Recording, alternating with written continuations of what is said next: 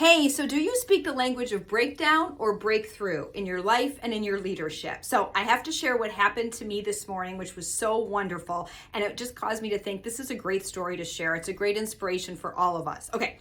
So I was listening to one of my entrepreneur business mentors, very successful. She's built an incredibly successful company, just a great mission.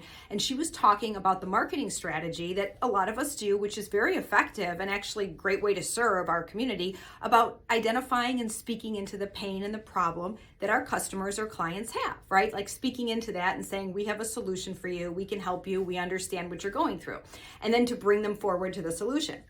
And she was saying you want to be really careful how you do that messaging because you don't want to spend too much time in the problem and then not enough time in the solution, or you will attract folks who are always in the problem, who will always show up and say, oh, that won't work, or I've tried that doesn't work for me, because they're so into that language of blame and problem. So you want to identify with where folks are at, but then also resonate and say, here's where we can go. Okay, so I think this is a great point. It's a great strategy. So I shared on text with two of my colleagues and I was like, look at this. This is great. We should do this. This is a great way for us to speak to our students to help elevate their mindset and show them the leaders that they can be. And then you think I stopped there? No.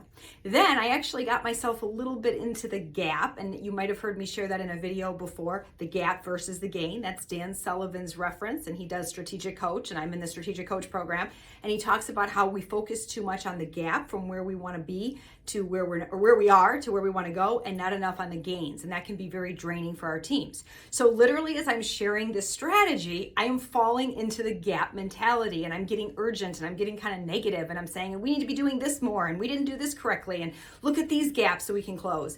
And thankfully, one of my colleagues reached out and said, hey, can you do me a favor? I said, yeah. He goes, can you stop complaining?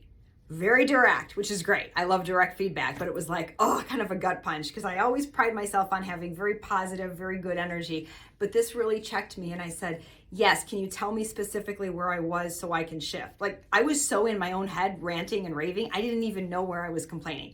And he did, and I'm so grateful for that. So as you go into the new year, there are two pieces of information that I really want us to take forward. One is, do we speak the language of breakdown or of breakthrough? Are we talking too much about the problem and not enough about the solution and about a person's ability to perform well?